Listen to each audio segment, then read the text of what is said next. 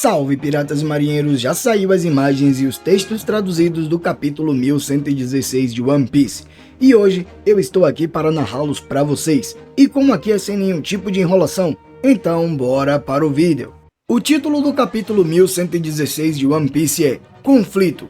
Na primeira página podemos ver a capa onde continua mostrando a história de capa de Yamato. Vemos que ela está recebendo remédios e dangos de Otsuru perto do castelo da capital das flores. Além disso, Urashima, o lutador de sumô, aparece parado ao fundo. Na página 2 vemos a nota inicial do editor.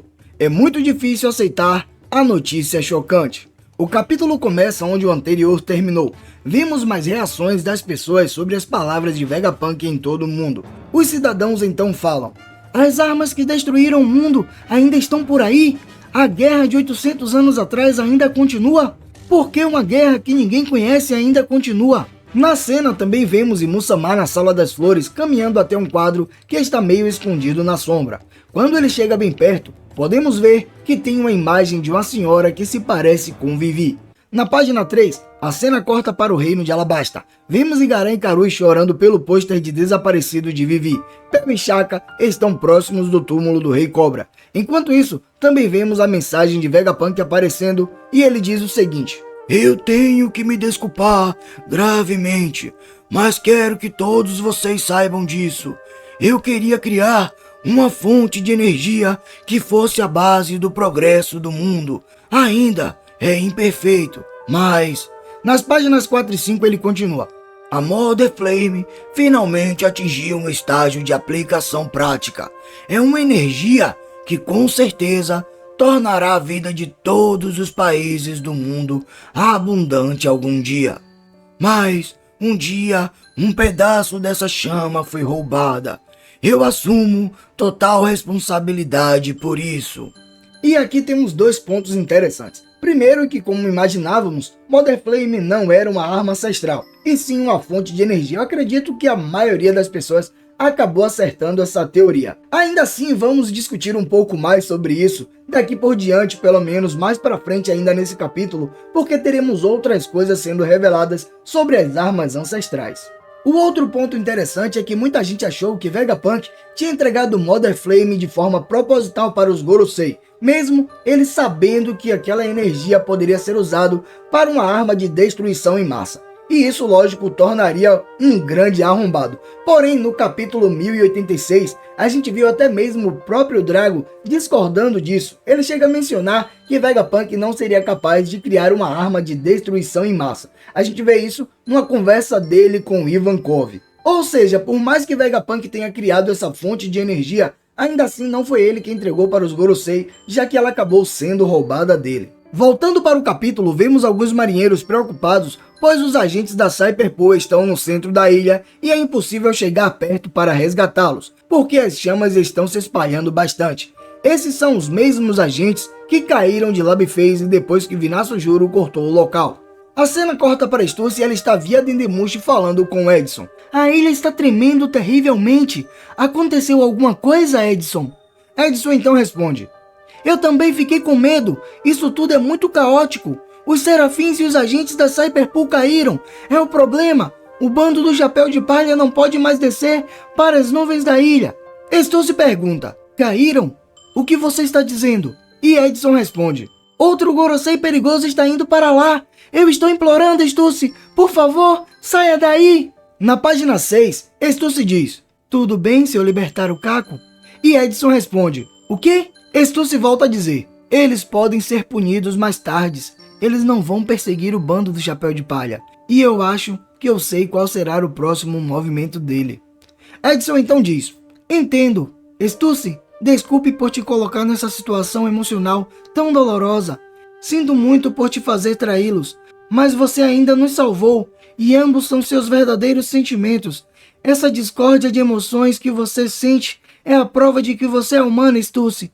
Faça o que quiser, mas por favor, certifique-se de sobreviver a qualquer custo. Stussy, com lágrimas nos olhos, então diz: ok.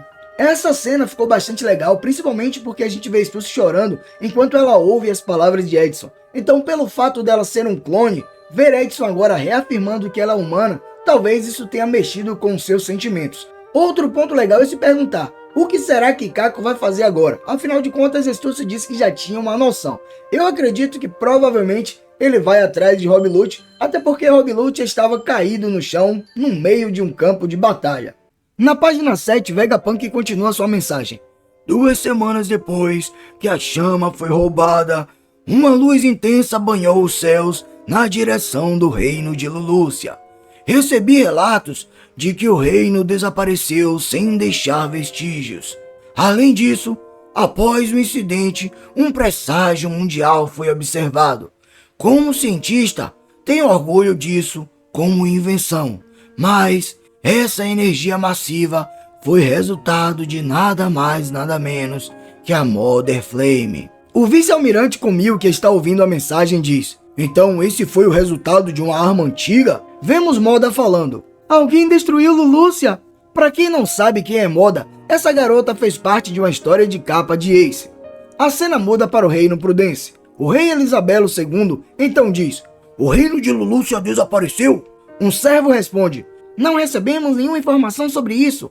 O rei Elisabelo II então diz: confirme isso imediatamente. Dagama então responde: sim, senhor. Na página 8, Vegapunk volta a falar: a chama que eu criei ativou uma arma antiga. Não tenho ideia de quem executou esse ato, mas o resultado é evidente. Sou totalmente cúmplice do genocídio de muitas vidas. Sinto uma pesada responsabilidade por isso. Me desculpem, isso é prova irrefutável de que o desastre causado pelo homem que afundou o mar no passado pode ser realizado novamente. Os cidadãos de Baltimore falam: Vegapunk não é culpa sua. Em Wano, Momonosuke diz: o quê? Então Pluton é... Kiemon então diz: shh, Momonosuke de Gozaru-sama. E Otama, que tá do lado, fica sem entender nada do que eles estão falando. Na página 9, Vegapunk continua: existem 3 armas antigas do passado. Joy Boy queria que as gerações futuras herdassem essas armas. Por quê? Acaso elas não afundaram terras o suficiente? Quem realmente é mal e quem realmente é justo aqui? O dia em que essa questão revelará tudo por completo se aproxima. Estou avisando a todos vocês sobre o sentido de medo que virá com o mundo afundando. O século vazio ainda tem muitos mistérios, mas existe um grupo que sabe tudo sobre ele. Eles são a tripulação do Rei dos Piratas. Sengoku tá ouvindo a mensagem e está comendo Okaki muito rápido. A vice-almirante Tsuru então diz: você vai acabar se engasgando nesse ritmo, idiota! Na página 10, Akainu diz: então você pretende falar sobre tudo, Vegapunk? Vemos alguns marinheiros gritando: o quê? Piratas? Por quê? Alguns cidadãos começam a falar: como piratas ficaram sabendo dos segredos do mundo? Isso é muito perigoso. Entre essas páginas também vemos a reação de Crocodile apenas observando a mensagem de Vegapunk. E vemos também Shirahoshi junto com outras sereias e Homem-Peixe, além de Crocus e Laboon. Na página 11 a cena volta para Egghead. Vemos York dizendo: espere um minuto, isso é estranho. Estela, como você sabia que eu roubei a Mother Flame? Ninguém deveria saber que eu interrompi a sincronização. Eu sei que você é péssimo em mentir e fingir. Então, você ficou realmente surpreso naquela época? Assim começa um flashback do momento em que York tinha matado Shaka e estava diante de Vegapunk. Vegapunk, surpreso, então diz: York? Então, tudo isso foi obra sua? A cena volta para o presente e York está furiosa dizendo: você até obteve informações sobre Lulúcia? Como você descobriu isso? Qual é o significado disso? Quando? A ordem cronológica não bate? Você também sabia das ações do governo? Mas nesse caso, eu estou enganada? Você não faria algo estúpido como esconder o caracol transmissor transponder? Enquanto ela fala isso, vemos o Gorosei em sua forma de verme, até mesmo sugando os agentes da Cyberpool que estão em seu caminho, assim os engolindo. Na página 12, York contata todos os Gorosei dizendo: agora eu sei onde está o caracol transmissor transponder. Mas então diz: você tem certeza? E York responde: tenho certeza, eu também sou uma Vegapunk. O caracol transmissor transponder está sendo protegido pelo gigante de ferro na fase Jill. Vemos então que os marinheiros continuam atacando o robô ancestral gigante enquanto dizem: nada está funcionando contra ele! Na página 13, Vegapunk volta a falar: aqueles que sabem toda a história, por que eles desapareceram sem contar nada a ninguém? Por que não tomaram nenhuma atitude? Nesse caso, ele está se referindo aos piratas Roger. A cena muda e vemos que Shakia está em seu bar junto com Rayleigh em Sabaldi e ela diz: ei, você está bebendo demais. E olha só que raro, você está completamente bêbado.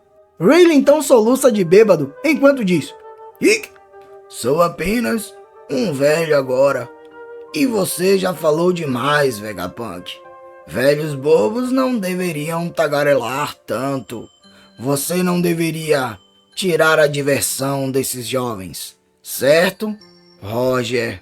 Na nota final do editor, vemos escrito a seguinte frase: aquele que sabe a verdade simplesmente ri. Fim do capítulo, pausa na próxima semana. Então galera, agora ficou claro que não foi Vegapunk que entregou Mother Flame para os Gorosei, pelo contrário, foi York. Além disso, ficou claro também que a Mother Flame foi usada justamente como combustível, como fonte de energia para uma arma ancestral. E a única que está faltando é Uranus, já que a gente já sabe onde se encontra Poseidon e Pluton. Então, provavelmente, Uranus está sob posse do governo mundial, mas exatamente sob posse de Muzama, e eles não tinham como utilizá-la esse tempo todo, afinal de contas, eles não tinham um combustível para ela. Ou seja, agora já sabemos onde está localizada todas as 3 armas ancestrais.